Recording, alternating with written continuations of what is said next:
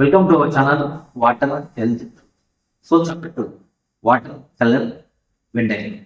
So వాటర్ని Venn diagram ద్వారా తెలుసు. సో మనకు తెలిసిన విషయమే, వాటర్కి కలర్ ఉండదు, టేస్ట్ ఉండదు, అదేవిధంగా స్మెల్ కూడా ఉండదు. సో ప్రజెంట్ దాని దగ్గర pH ఇండికేటర్ ఉంటాయి. వాటర్ని pH డ్రాప్ చేస్తే డిఫరెంట్ టైప్స్ ఆఫ్ కలర్స్ వస్తాయి. ఇప్పుడు చూద్దాం. సో ఫస్ట్ నేను క్యాన్ వాటర్ తీసుకున్నాం.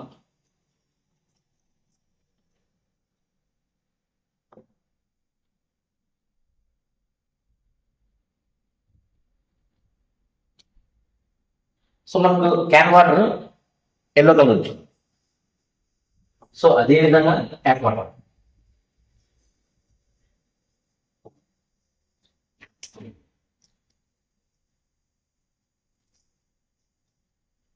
మనకు ట్యాప్ వాటర్ గ్రీన్ కలర్ వచ్చింది, that is neutral colour pH 7. So అదే విధంగా బ్రాండెడ్ వాటర్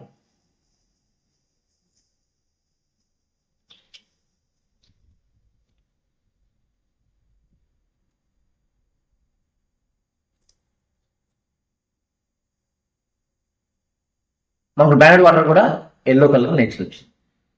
సో ఇక్కడ మనకు most of the cases 3 cases లో 2 కేసెస్ లో ఎల్లో వచ్చింది, ఓన్లీ 1 కేసు లో మాత్రమే మనకు గ్రీన్ కలర్ వచ్చింది.